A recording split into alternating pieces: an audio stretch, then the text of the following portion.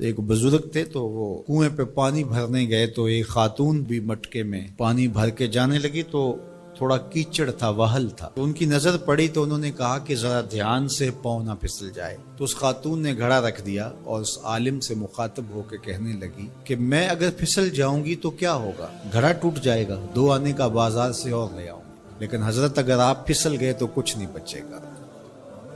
عالم کا پھسلنا، عالم کا پھسلنا، ایک جہان کا پھسلنا ہے۔ حضرت عمر رضی اللہ تعالیٰ عنہ نے فرمایا تین چیزیں اسلام کی عمارت کو ڈھا دیتی۔ پہلی چیز ذلت العالم، عالم کا پھسل جانا۔ جب عالم پھسلتا ہے تو معاشرہ پھسلتا ہے۔ عبداللہ بن معتز نے کہا کہ عالم کے پھسلنے کی مثال کشتی کے اندر ٹوٹ پیدا ہو جانا، انکسار پیدا ہو جانا، سوراخ ہو جانا ہے۔ چونکہ کشتی کے اندر جب سوراخ ہوتا ہے تو پھر کشتی بھی ڈوبتی ہے اور کشتی کے اوپر جو بیٹھے ہوئے ہوتے ہیں وہ بھی ڈوب جاتے ہیں۔ تو عالم جب خراب ہوتا ہے تو وہ خود بھی برباد ہوتا ہے اور اس کے ساتھ جڑے ہوئے سینکڑوں ہیں، ہزاروں ہیں یا لاکھوں ہیں، وہ بھی برباد ہو جاتے ہیں۔ دوسری چیز وجدال المنافق بالکتاب، اور منافق شخص کا کتاب اللہ کو لے کے جھگڑے شروع کر دینا۔ منافقین جن کے اندر نفاق بھرا ہوا ہے وہ مفسر بن جائیں، وہ قرآن لے کے بیٹھ جائیں اور لوگ ان کے فالوور بن جائیں اور وہ لوگوں کو گمراہ کر رہے ہو۔ جب کسی قوم کے اندر منافق ممبر و محراب کے مالک بن جاتے ہیں اور وہ قرآن سے لے کر مجادلے کر رہے ہوتے ہیں تو قومیں برباد ہو جاتی ہیں۔ اور آج آپ دیکھ لیں، آج سوشل میڈیا کے اوپر ایسے ایسے مکروہ لوگ بیٹھے ہوئے ہیں جو قوموں کے اندر بگاڑ اور تفریق کی بدکاری میں کوئی کسر نہیں چھوڑ رہے اور قومیں برباد ہو رہی ہیں۔ اللہ تعالیٰ نے قرآن مجید میں فرمایا لوگوں میں سے کچھ ایسے لوگ بھی ہیں کہ جن کی باتیں ایسی ہیں کہ تمہارے دل کو لگیں کہ واہ واہ کیا بات کر رہا ہے، لیکن وہ الد الخصام ہیں، وہ انتہائی لوگوں کے اندر فساد برپا کرنے والے، لوگوں کے اندر شر پیدا کرنے والے۔ فرمایا تم ایسے لوگ دیکھو گے قرب قیامت میں کہ وہ پچھلے گزرے ہوئے لوگوں پر لعنت کریں گے، وہ کہیں گے جو دین ہمیں سمجھ آیا ہے وہی دین ہے۔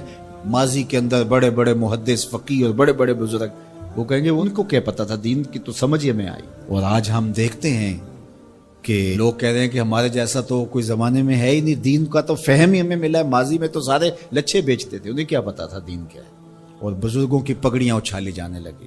تو کہا کہ دوسری چیز جو اسلام کو گرا دے گی وہ جدال المنافق بالکتاب، منافق کے ہاتھوں میں کتابیں آ جائیں گی اور وہ کتاب اللہ کو لے کر کے قرآن پڑھ کے حدیث پڑھ کے لوگوں کو گمراہ کر رہے ہوں گے۔ تیسری چیز وہ حکم الائمۃ المدلین، ان لوگوں کے ہاتھ کے اندر اقتدار آ جائے گا، ان لوگوں کے ہاتھ کے اندر قوت نافذہ آ جائے گی جو خود بھی گمراہ ہوں گے اور لوگوں کو بھی گمراہ کریں گے۔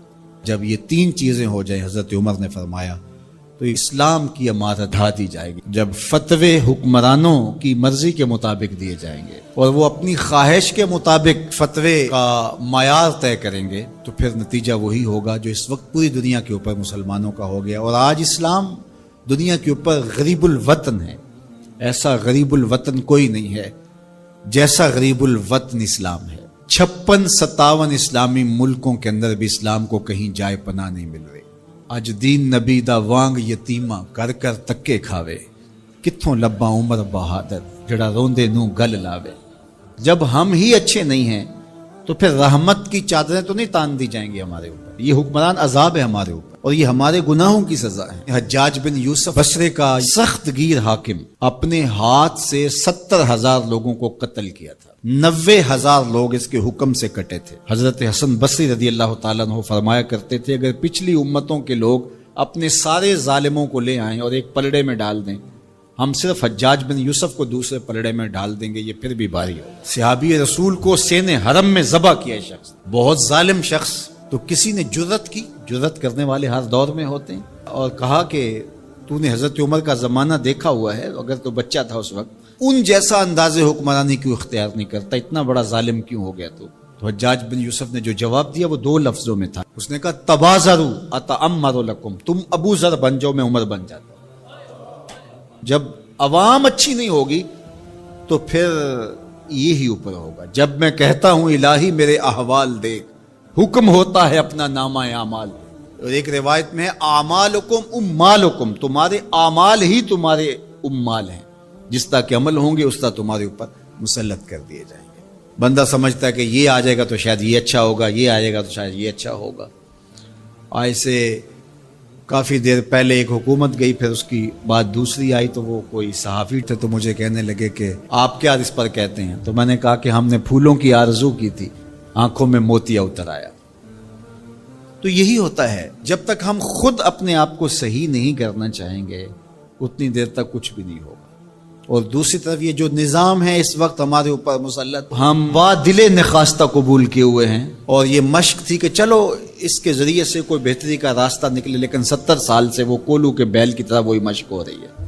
سیاستدانوں کو تو یہ مسئلہ ہے کہ جمہوریت بڑی مقدس ہوتی ہے، ہمیں تو کوئی مسئلہ نہیں ہے کہ ہم اس کے قصیدے پڑھتے پھریں. جمہوریت ہے کیا؟ اقبال نے کہا تھا کہ یہ راز ایک مرد فرنگی نے کیا فاش، ہر چند کے دانا اسے کھولا نہیں کرتے. جمہوریت ایک طرز حکومت ہے جس میں بندوں کو گنا کرتے ہیں، تولا نہیں کرتے. چاہے ایک طرف 100 گدھے ہو جائیں اور دوسری طرف جو ہیں وہ سمجھدار ترین علماء ایک طرف ہوں، تو وہ گدھوں کی بات مانی جائے گی. جمہوریت تو یہی ہے نا. اور ہم صرف ملک کے معاملات کے اندر جمہوریت کی رٹ لگاتے ہیں، باقی معاملات کے اندر ہم نے کبھی جمہوریت نہیں دیکھی. جب بیٹے کا رشتہ کرنے لگتے ہیں تو گھر کے افراد کو بلا کے، رشتہ داروں کو بلا کے ووٹنگ کرواتے ہیں، یا صرف گھر کے 5-4 وہی جو صاحب الرائے لوگ ہوتے ہیں وہی بیٹھ کے فیصلہ کرتے ہیں. میں اپنے اس ادارے کے اندر جو فیصلہ کرتا ہوں ووٹنگ تو نہیں کرواتا. آپ اپنی فیکٹری کے اندر جو فیصلے کر رہے ہوتے ہیں تو وہاں ووٹنگ تو نہیں کروا رہے ہوتے لوگوں کو. آپ جو بھی معاملات زندگی کے چلا رہے ہیں، رشتے کرتے ہیں بچوں کے، فیصلے کرتے ہیں، کوئی چیز خریدنی ہے، کوئی چیز بیچنی ہے، اس شعبے کے ماہرین کو بلا کے رائے لیتے ہیں،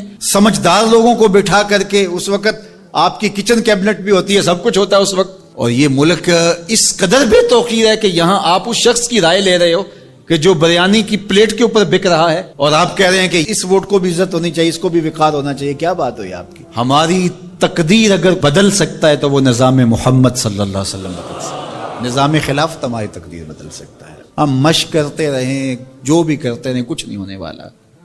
ماضی میں کتنی حکومتیں آئیں، بدلی، اب ایک حکومت آئی، اب یہ بھی شاید جانے والی ہے، قصہ تمام ہونے والا ہے. پھر اس کے بعد کیا ہوگا؟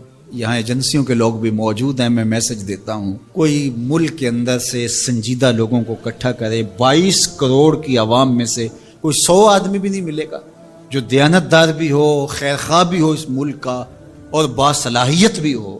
ان لوگوں کو بٹھائیں اور کوئی 10-15 سال کے لیے ان کے سپرد کریں ملک، کوئی معاملے سیدھے کریں. غریب کے لیے تو زندگی اتنی تنگ ہو گئی ہے کہ خودکشی منع ہے شریعت میں، ورنہ لوگ خودکشی کر لیں.